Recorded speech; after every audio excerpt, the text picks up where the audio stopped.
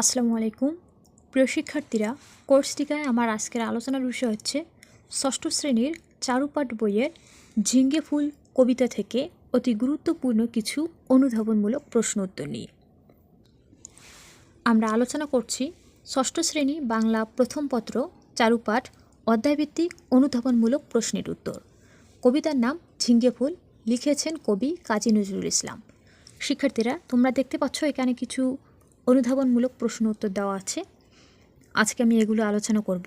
আর এই অনুধাবনমূলক প্রশ্ন উত্তরগুলো তোমাদের সৃজনশীল প্রশ্নের খ নম্বরে থাকে। তোমরা যদি এই অনুধাবনমূলক প্রশ্ন উত্তরগুলো ভালো করে আয়ত্তে আনো, তাহলে তোমরা সহজেই পরীক্ষায় খ নম্বর প্রশ্নের উত্তরগুলো লিখতে পারবে। তো 1 নম্বর প্রশ্নটি দেখো। 1 নম্বর প্রশ্নে বলা হয়েছে, সবুজ পাতার দেশে ফিরোজিয়া ফিঙ্গে কুল। এ লাইনে সবুজ পাতার দেশে বলতে কি বোঝানো হয়েছে? সবুজ পাতার দেশে বলতে ঝিঙ্গে ফুল এর যে গাছটা আছে, অর্থাৎ ঝিঙ্গে গাছ, সেটাকে বোঝানো হয়েছে। আমরা এভাবে সাজিয়ে লিখব উত্তরটা। সবুজ পাতার দেশে ফিরোজিয়া ফিঙ্গে ফুল।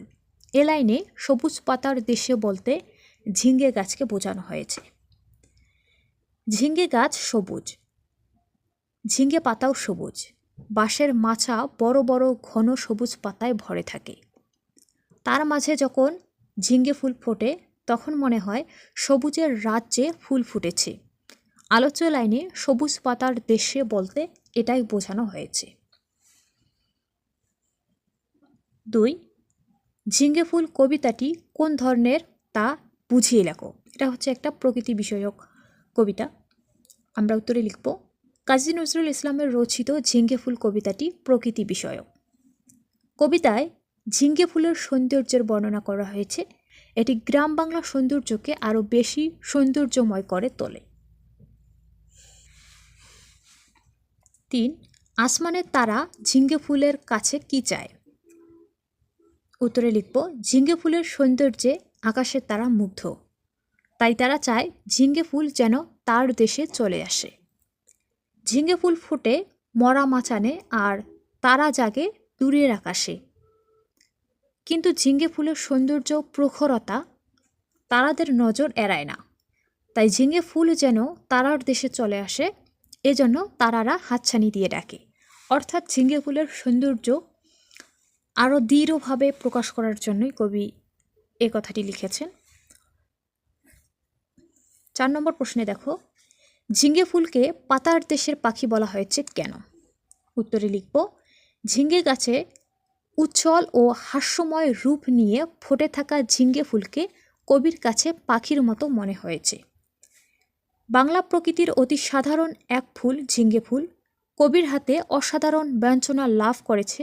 ঝিঙ্গে গাছের সবুজ পাতায় ফুলের অবস্থানকে কবি সবুজ পাতার দেশে ঝিঙ্গে ফুলকে পাখির মতোই উচ্ছল মনে করেছেন।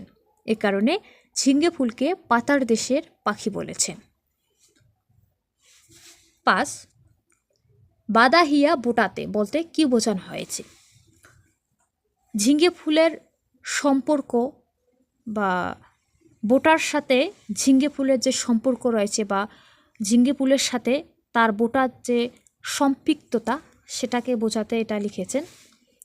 আমরা এভাবে উত্তর লিখব, উক্ত বাক্যে বোটার সঙ্গে ঝিঙ্গে ফুলের সম্পৃক্ত থাকাকে বোঝানো হয়েছে। ঝিঙ্গে ফুল কবিতায় কবি কাজী নজরুল ইসলামের প্রকৃতি প্রেমের পরিচয় পাওয়া যায়। আমাদের অতি পরিচিত ঝিঙ্গে ফুলকে নিয়ে এ কবিতাটি রচিত।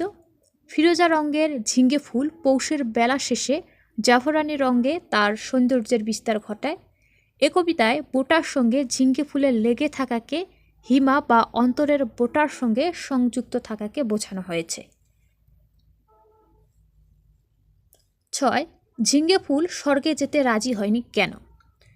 কারণ সে তার মাকে ভালোবাসে, এজন্য সে তার মাকে ছেড়ে স্বর্গে যেতে রাজি হয়নি। আমরা উত্তরটি এভাবে লিখব, ঝিঙ্গে ফুল তার মাকে ভালোবেসে বলে তাদের ছেড়ে স্বর্গে যেতে রাজি হয়নি। ঝিঙ্গে ফুলের জন্মের উৎস মাটি, তাই মা মাটিকে ছেড়ে কোথাও তার যেতে ইচ্ছে করে না। স্বর্গের অসীম সুখের হাতছানি তাকে ভুলতে পারে না।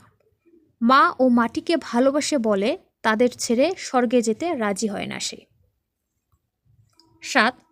চাইনা ও অলকায় এর দ্বারা কি বোঝানো হয়েছে? উত্তরে লিখব চাইনা ও অলকায় চরণের মাধ্যমে কবি আধ্যাত্মিক বা অন্য দুনিয়ার উঁচু অপার্থিব বা অলৌকিক সৌন্দর্যের প্রতি তাচ্ছিল্য প্রকাশ করেছেন। কবি ঝিঙ্গে ফুলের মাধ্যমে প্রকৃতির সরলতা, মাটির সংস্পর্শ এবং সাধারণ জীবনের সৌন্দর্যকেই বেশি মূল্য দিয়েছেন। কবি নকল, অলৌকিক সৌন্দর্য এবং মিথ্যা আশার প্রতি আগ্রহী না হওয়ার বার্তা দিয়েছেন। তিনি প্রকৃতির গাঢ় সংযোগ এবং মাটির প্রতি ভালোবাসাকে শ্রদ্ধা জানিয়েছেন, যা জীবনের বাস্তবতা এবং সাধারণ জীবনের সৌন্দর্য দিয়ে পরিপূর্ণ। 8. চলে আয় এ অকুল এই চরণে কবি কি বোঝাতে চেয়েছেন?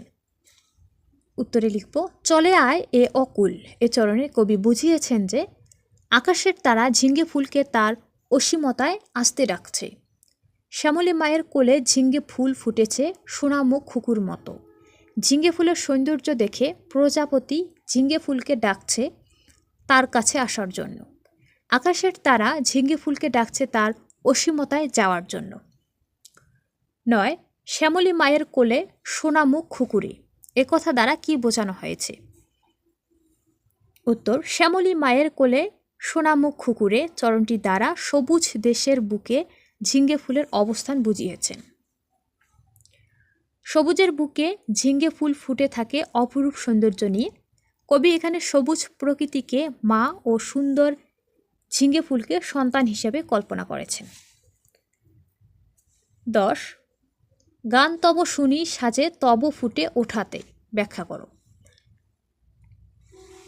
ঝিঙ্গে ফুলের বিশেষ একটা গুণের কথা এখানে বলা হয়েছে। আমরা উত্তরটা এভাবে লিখব আলোচ্য চরণে ঝিঙ্গে ফুলের বিশেষ এক গুণের কথা ফুটে উঠেছে। ঝিঙ্গে ফুল প্রাকৃতিক সৌন্দর্যের প্রতীক। এ ফুলের সৌন্দর্যে প্রজাপতি ও আকাশের তারা মুগ্ধ হয়ে তাকে ডাকে।